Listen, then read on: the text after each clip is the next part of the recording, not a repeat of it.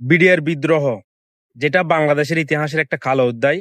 যতদিন বাংলাদেশ থাকবে এটা বাংলাদেশের ইতিহাসের কালো অধ্যায় হিসেবে বিবেচিত হবে। এই ঘটনাটির অনেকবার তদন্ত হওয়ার পরেও কিন্তু জনমনে একটা নারাজি ছিল, অসন্তোষ ছিল যে এটা আদৌ কি সুষ্ঠু তদন্ত হয়েছে কিনা।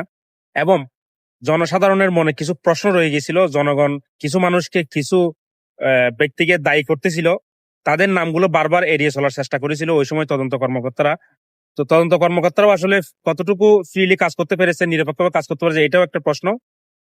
তো স্বৈরাচার পতনের পরে যখন ডক্টর মোহাম্মদ ইউনূস স্যার বাংলাদেশের দায়িত্ব নিলেন, তখন জনসাধারণের একটা দাবি, সেটা হচ্ছে বিডিআর বিদ্রোহের সুষ্ঠু একটা তদন্ত।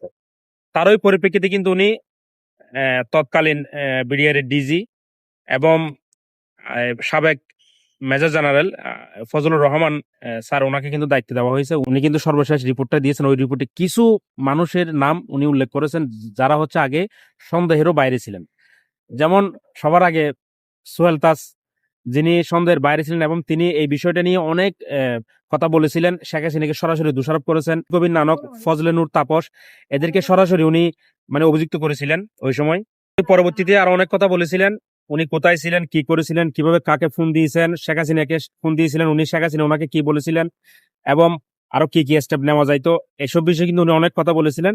তো সর্বশেষ রিপোর্টে কিন্তু ওনার নামটা উঠে এসেছে, এবং ওনার নামটা উঠে এসেছে এমন ভাবে যে উনি নাকি কয়েকদিন আগে বিডিআর এর যে পোশাক তৈরি করা হয় ওখান থেকে নাকি উনি 300-400 মানুষের পোশাক তৈরি করা যাবে এরকম কিছু কাপড় নিয়ে গেছিলেন। এবং উনি নাকি বলেছিলেন যে উনি বিডিআর এর একটা অনুষ্ঠানে আছে, ওই অনুষ্ঠানে উনি বিডিআর এর কাপড় পরে আসবেন। তো এখন কথা হচ্ছে, উনি যদি বিডিআর এর কাপড় পরে আসেন, তাহলে ওনার একজনের কাপড় আসলে কতটুকু লাগে, বা 2 জন হতে পারে, ওনার সাথে আরো 2-1 জন যদি আসে।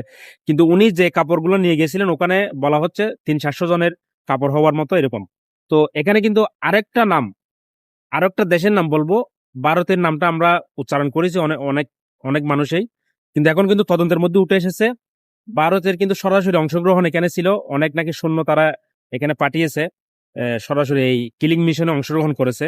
বিডিআর বিদ্রোহের যে কিলিং মিশনটা, যে আমাদের 57 জন সেনা কর্মকর্তাদের জীবন নেওয়া হয়েছে, ওখানে কিন্তু তারা সরাসরি অংশগ্রহণ করেছে ভারতের সৈন্যরা, এটাই কিন্তু তদন্তে উঠে এসেছে। এবং জাহাঙ্গীর কবির নানক থেকে শুরু করে যে ফজলে নূর তাপস, এদের আসলে সরাসরি অংশগ্রহণ, সেটা ওই সময় থেকেই কথা আসছিল। আর শেখ হাসিনার কথা কি বলবো, সেও তো সরাসরি ইনভলভ ছিল। সাহারা খাতুন মারা গেছেন, জানেন উনি কতটুকু ছিলেন। এবং আরো অনেকজনের নাম আসলে আছে এর মধ্যে। এবং তৎকালীন হচ্ছে সেনা প্রধান, ওনার জড়িত না থাকলেও কিন্তু উনি যে পরবর্তী অ্যাকশন নেননি, এটার জন্য ওনার নামটা উঠে এসেছে, যে উনি অ্যাকশন নিতে পারতেন। উনি শেখ হাসিনার অনুমতির আশায় বসেছিলেন, বসে না থেকে উনি চাইলে রক্ষা করতে পারতেন। এবং সেনাবাহিনীর হাতে কিছু ক্ষমতা থাকে যেটা ওনারা চাইলে অ্যাপ্লাই করতে পারেন সরাসরি যে কোনো জরুরি মুহূর্তে।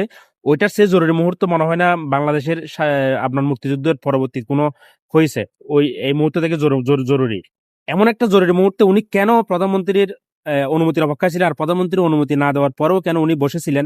ওনার যে সতীর্থদের, ওনার যে জুনিয়রদের, ওনার আন্ডারে যারা কাজ করে তাদেরকে বাঁচানোর জন্য কেন এগিয়ে আসেননি, এসব বিষয়ে আসলে প্রশ্ন আছে। সেজন্য উনি দেশেও আসতেছেন না। দেশে আসলে হয়তো ওনাকে আপনার অবশ্যই বিচারে কাঠগড়ায় নিয়ে আসা হবে। আরো অনেকজন আসলে জড়িত ছিলেন। কিছু কিছু ব্যক্তিবর্গের নাম হয়তো আমরা মানে এই মুহূর্তে হয়তো আমরা নাম বললেও চিনবো না, যাদের হচ্ছে অফিসিয়াল কোনো এরকম স্ট্যাটাস নাই, কিন্তু ভিতরে ভিতরে তারা অনেক কিছু করেছে। বিশেষ করে এই যে সোহেল তাজের নামটা আসার পরে কিন্তু আমরা সবাই অবাক হয়ে গেছি, কারণ উনি এটার বিরুদ্ধে অনেক কথা বলেছিলেন, শেখ হাসিনার বিরুদ্ধে, এই যে এটা করেছেন। তারপর হচ্ছে তৎকালীন আপনার হচ্ছে যে আপনার সাহারা খাতুনের নামে বলেছিলেন, মইনুল আহমেদ বা আরো অনেকজনের নামে বলেছিলেন, কিন্তু উনি সবসময় এড়িয়ে যাওয়ার চেষ্টা করেছিলেন ওনার নামটা। উনি এখন ফেসে গেছেন। তো সঠিক তথ্য আরো বের হয়ে আসবে ইনশাল্লাহ, এক একজনকে এভাবে জিজ্ঞাসাবাদ করা হলে। যদিও আসামিরা সবাই এখন দেশের বাইরে, ইনক্লুডিং শেখ হাসিনা সহ সবার দেশের বাইরে। তাদেরকে যদি দেশে নিয়ে আসা সম্ভব হয়, তাহলে তাদের কাছ থেকে আরো অনেক তথ্য বের হবে ইনশাল্লাহ। আমরা ভবিষ্যতে এটার সঠিক তথ্য আরো জানতে পারবো।